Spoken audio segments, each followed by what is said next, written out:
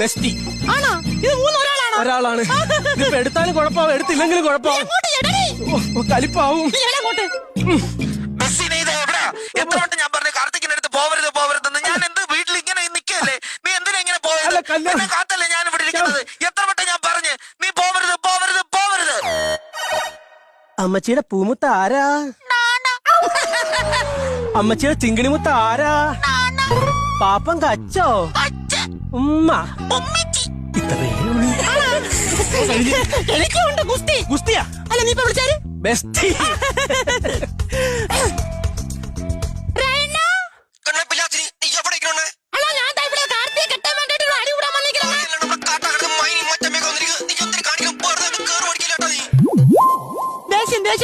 ഞാൻ പറഞ്ഞതുപോലെ പറ. അമ്മച്ചിയുടെ ചിങ്കിണി മുത്തെന്ന് പറ. അമ്മച്ചിയുടെ ചിങ്കിണി മുത്ത ആരാ?